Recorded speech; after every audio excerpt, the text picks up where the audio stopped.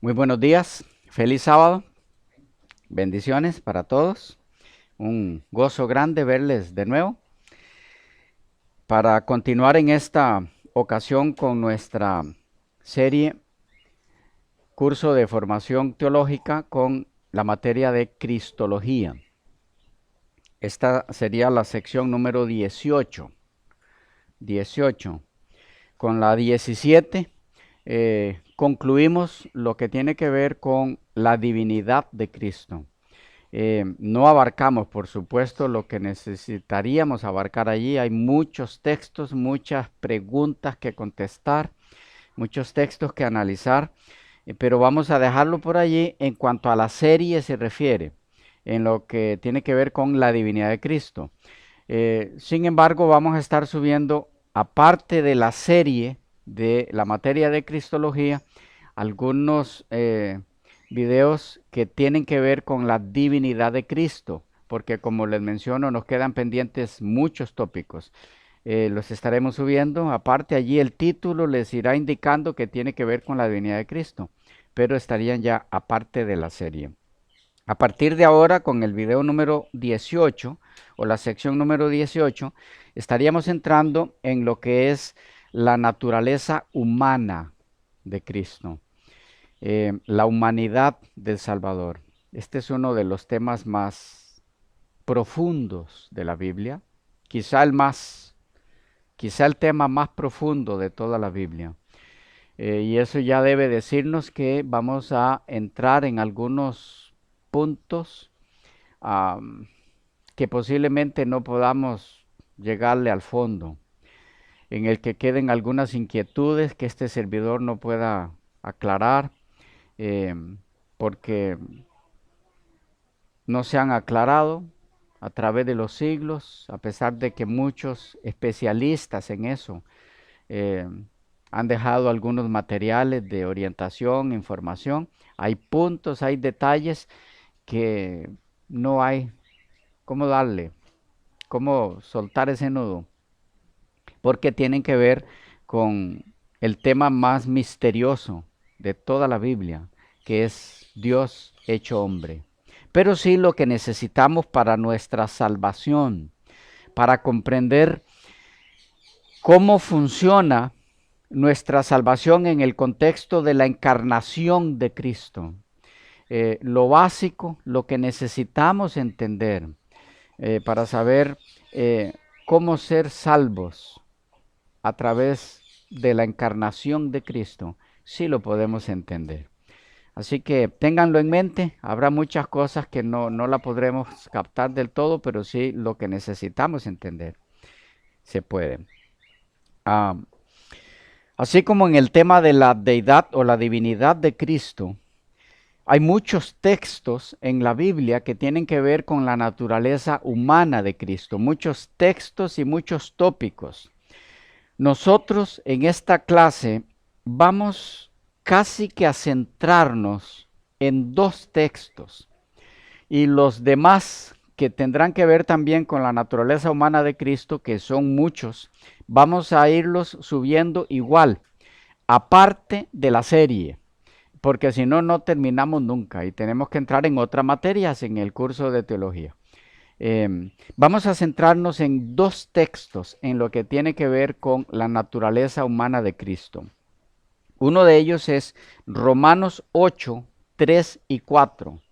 Romanos 8, 3 y 4, que es con el que iniciaremos esta sección de la humanidad de Cristo. Y el otro es Juan 1:14. Juan 1:14. Y aquel verbo fue hecho carne y habitó entre nosotros. Y vimos su gloria, gloria como del unigénito del Padre, lleno de gracia y de verdad. Ese texto nos llevará varias secciones porque hemos de dividirlo en sus diferentes partes. Será el segundo que veremos, con el que concluiremos lo que tiene que ver con la humanidad de Cristo. Pero vamos a empezar con el de Romanos 8, 3 y 4. Los libros de lectura para reforzar las clases, los libros que estaremos compartiendo principalmente, porque hay otros que también les estaremos haciendo llegar, pero los principales son el de Ralph Larson. La palabra se hizo carne. La palabra se hizo carne. Ese es un libro más o menos amplio. Les va a llevar un poquito de tiempo leerlo. Y el otro es el de Jean Schurcher. No sé exactamente si se pronuncia así. Se escribe Jean Schurcher. Este es tocado por nuestros sentimientos. Son los dos que hay que leer sobre la humanidad de Cristo. Y otros que estaremos haciéndole llegar también, pero esos son los dos básicos. La palabra se hizo carne de Ralph Larson y tocado por nuestros sentimientos de Jean Schurcher. También tendremos disponible este, que es de un servidor, que es en el que estaremos basándonos para las clases. Este es pequeñito, La humanidad del Salvador. Es la exposición de Romanos 8:3. Este lo que tiene son 55 páginas. Es pequeño. Son prácticamente es prácticamente la clase. ¿Ok? Sí, Ese está en la página, porque yo lo vi ahí. sí. Yo lo descargué de ahí. Este está en la página, pero vamos a pedirles que no lo bajen todavía porque estamos haciéndole unas correccioncitas de detallitos que ha habido ahí que corregir y demás, acomodo de algunos detalles, entonces para que lo bajen bien, sin esos errorcillos ahí. Entonces vamos a subirlo de nuevo, es poquito, dos, tres cositas, pero para que esperen ya para la que martes por ahí ya va a estar listo el sustituido, ¿ok? Un poquito revisado en algunos detalles. Bueno, estamos listos. Les invito a inclinar sus rostros para orar.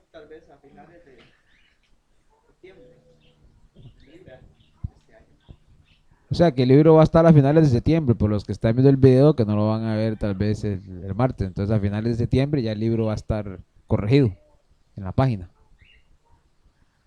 Eh, es que la corrección es mínima. O sea, lo que nos referimos es que usted dice que el martes, pero el del video no sabe Ah, qué ¿qué fecha, qué fecha? año, qué día. Sí, este, sí, sería a finales de septiembre. Ya, ya estaría listo el libro. Yo que gracias por eso. A veces se me olvidan los que están mirando el video y me centro solo en ustedes. Disculpen, los que nos miran en diferentes lugares. Ah, bueno, oramos. Vamos a inclinar el rostro y cerrar nuestros ojos para orar. Amado Padre, bondadoso y eterno Dios, muchas gracias por esta linda oportunidad en la que nos permites una vez más reunirnos para estudiar tu palabra. Señor, en forma especial, en esta ocasión, por el tema que nos ocupa, pedimos intervención especial de tu Espíritu. Que vengas, nos instruyas, abras nuestra mente, nos capacites para entender lo que necesitamos y lo que podemos entender, para que podamos comprender qué fue lo que ocurrió cuando tu amado Hijo se hizo uno de nosotros y cómo repercute eso en nuestra salvación. Guíanos, dirígenos, te lo pedimos en el nombre de Jesús. Amén. Amén. Muy bien, vamos a nuestro texto básico.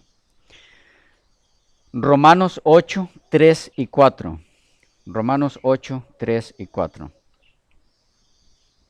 Leo de la Valera 60. Dice, porque lo que era imposible para la ley, por cuanto era débil por la carne, Dios, enviando a su Hijo en semejanza de carne de pecado, y a causa del pecado, condenó al pecado en la carne, para que la justicia de la ley se cumpliese en nosotros, que no andamos conforme a la carne, sino conforme al Espíritu.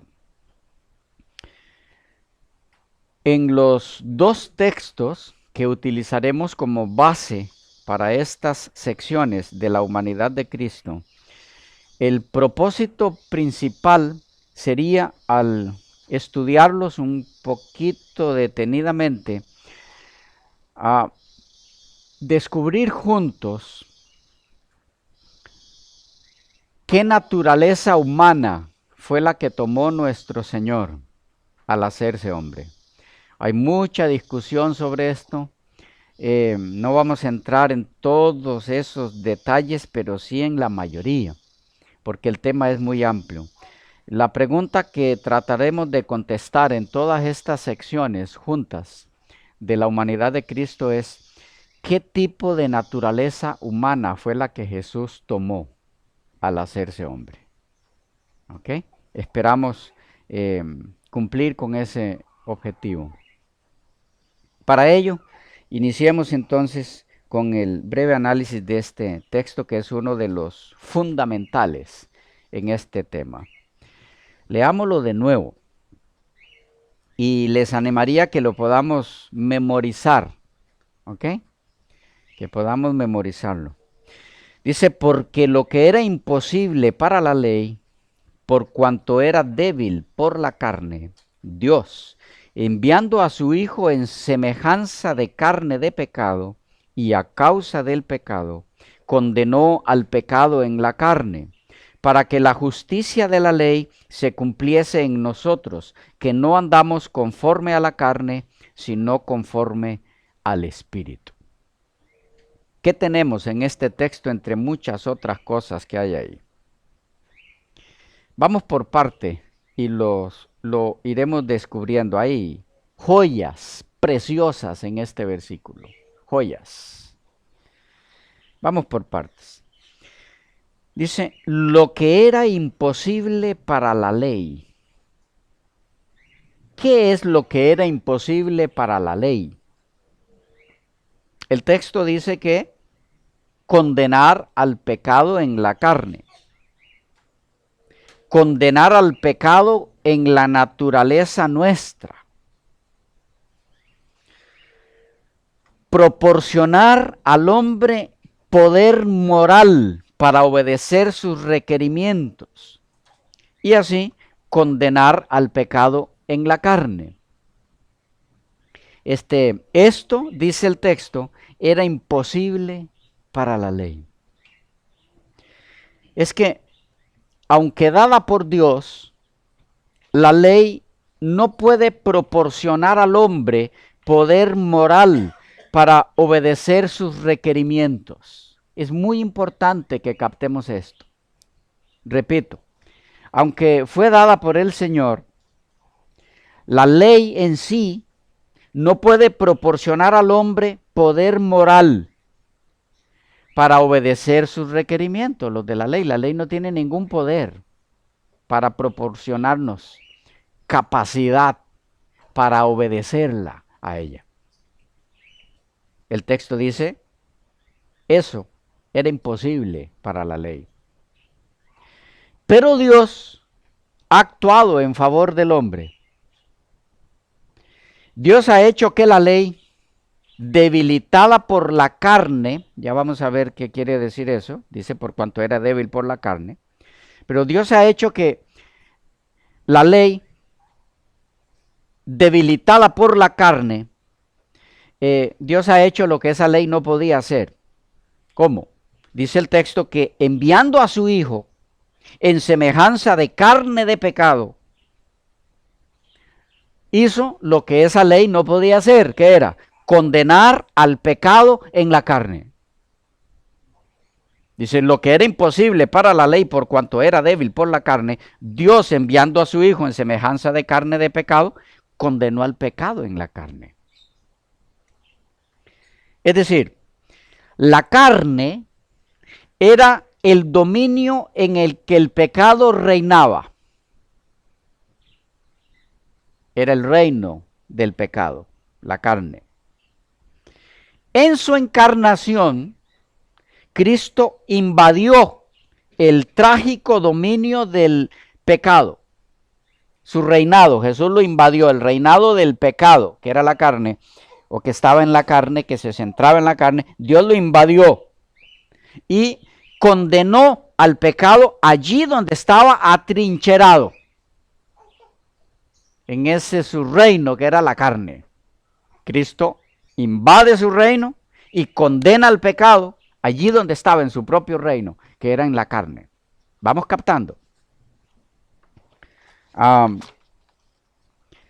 Significa que Dios emitió una sentencia sobre el pecado en el terreno mismo que él reclamaba como suyo, la carne del ser humano. Lo que Pablo quiere decir en este versículo parece ser claro. Dios ha hecho lo que la ley no podía hacer. Ha condenado al pecado. Y por lo tanto, es posible que el cristiano venza el poder del mal y viva una vida triunfante en Cristo. Desde el pecado de Adán, la especie humana había estado privada de la comunión directa con Dios.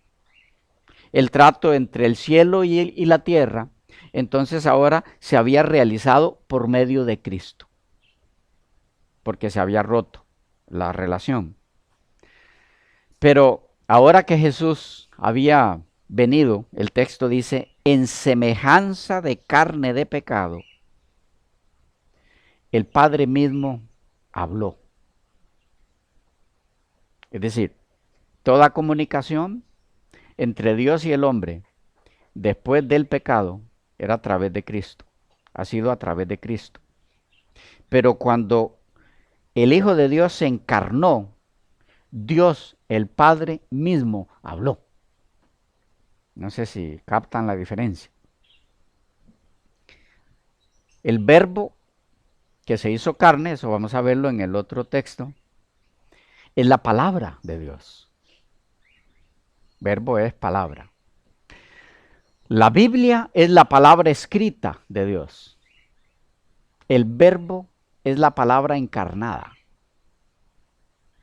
Así que en la encarnación del verbo, el Padre mismo está hablando, porque Él es su palabra.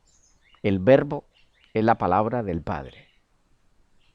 ¿Ya? ¿Captamos ese punto? ¿Sí? Antes se había comunicado con la humanidad, Dios, por medio de Cristo. Ahora se comunicaba con la humanidad en Cristo. Hay diferencia. Antes era por medio de Cristo. Cristo era el que hablaba. Ahora el Padre está en Cristo hablándonos. Recuerden, Jesús dice, yo estoy en el Padre y el Padre en mí. Es cierto que cuando Cristo se comunicaba con el ser humano después del pecado, lo hacía en nombre del Padre también. Pero en la encarnación, Dios, la deidad representada en Cristo, se hizo uno de nosotros. Es Dios hablándonos. ¿Ok? Hay algunas declaraciones, por ejemplo, de Elena de White, que se ha complicado para algunos entenderla, como decir que eh, el Padre estaba sufriendo en la cruz cuando Cristo murió. ¿Cómo? Si el que estaba muriendo era Cristo. Es que no está hablando allí solamente de que el Padre sufría por el dolor que experimentaba, la angustia que experimentaba el Hijo. Él en sí estaba unido a su Hijo. Son las cosas de las que les digo que las que no les podemos llegar al fondo. ¿Okay? Pero ahora el Padre estaba hablando él mismo en el Hijo al darse la encarnación. Quizá lo que me llama la atención es que cuando usted menciona eh, que el verbo es la palabra de Dios, no debemos de olvidar que no se está refiriendo a que es la palabra del Padre, como muchos pretenden creer. Sí, Jesús es la palabra del Padre, no, es la palabra de de la deidad, la deidad, es no, no, correcto. no del Padre. No del Padre solo. ¿Ok? Correcto. Satanás había esperado que el aborrecimiento que Dios siente hacia el mal produjera una separación eterna, permanente entre el cielo y la tierra. Pero ahora, era evidente que la relación entre Dios y el hombre se había restaurado y para siempre. Esto es una de esas joyas que les menciono. Repito el concepto. El propósito de Satanás al introducir el pecado era separación eterna entre Dios y el hombre. Pero con la encarnación, lo que se produce es restauración, unión eterna. Todo lo contrario de lo que Satanás se propuso. Es por eso que el enemigo odia esta doctrina. De todas las que hay en la Biblia, esta es la que él más odia. Porque despedaza todo su plan. La encarnación de Cristo deja desolado todo plan del enemigo para separar al hombre de Dios. Porque en Cristo, al encarnarse, vamos a ir viendo eso, la humanidad llega a unirse con la divinidad por siempre. Desde que Cristo se hizo hombre, nunca más dejó ni dejará de serlo. Ahora es Dios hombre por la eternidad. Y iremos viendo las maravillas que eso implica para nuestra redención. Bueno, ¿y por qué Dios hizo esto? Dice el texto, porque era imposible para la ley por sí misma. Es decir, lo que era imposible para la ley hacer por sí misma, que era condenar al pecado, Dios lo hizo posible en Cristo. Condenó al pecado en la carne. Aquí, Sandy. Me llama la atención esta enseñanza de la encarnación del Señor que es por siempre. Cómo es pretendido enseñar doctrinas que son ridículas a veces, pretender creer que esa encarnación es por siempre y lo que involucra todo eso, la esperanza que nos da y nos alienta a creer de que no, que cuando Él subió, lo tapó una nube, se quitó el traje de humano y se fue en espíritu. Sí, que dejó de ser hombre. La creencia de que cuando Cristo murió, su cuerpo, su carne, no solo fue sepultada, sino que dejó de ser para entonces resucitar como espíritu. Esta es doctrina de la Watchtower. Este anula totalmente el plan de salvación. lo anula totalmente. Iremos viendo conforme avancemos las declaraciones de los denominados testigos de Jehová, donde ellos son enfáticos en que la encarnación no es una doctrina bíblica. Deben saber eso. La Watchtower no cree en la encarnación de Cristo. No fue que Dios se hizo carne, no, eso es una herejía, dicen ellos. Y ya iremos viendo luego por qué creen eso. Pero para ellos Dios no se hizo hombre, ¿ya? Tomó forma humana y después de su resurrección ya esa forma nunca más la tomó. Ahí quedó eso sepultado en la tierra y luego, según uno de sus fundadores, ese cuerpo va a ser expuesto en el milenio. Bueno, hay otras profundidades en las que tampoco debemos entrar, que no son las profundidades buenas que no podemos entender, sino de otro tipo. Sí. Entonces, para comprender, Jesús hoy por hoy tiene el cuerpo humano que vino a tomar en esta tierra, ¿o no es así? Vamos a entrar en eso, pero por ahora el cuerpo humano que él tiene es un cuerpo humano glorificado. Ya. Iremos viendo cuál fue el cuerpo humano que tomó, pero el que tiene actualmente es un cuerpo humano 100%, pero glorificado. ¿Okay? No como el que tenemos en este momento nosotros.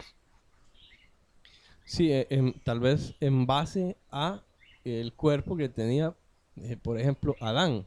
No era el propósito de Dios que el hombre cayera en pecado, sino que viviera por el resto de la eternidad con ese cuerpo que Dios le dio.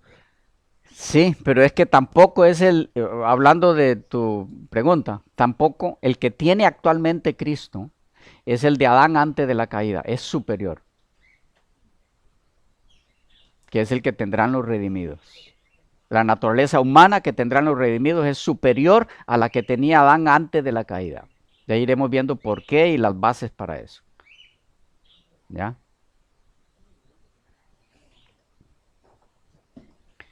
Bueno, ¿qué más es lo que era imposible para la ley? ¿Captamos lo primero?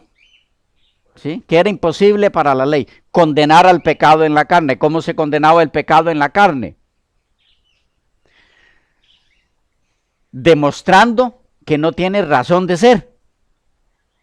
El pecado queda condenado, cuando alguien queda condenado es culpable. ¿Ok? El pecado queda como culpable, condenado, no tiene razón de ser, es falso. ¿Cómo quedaba condenado? En la carne, demostrándose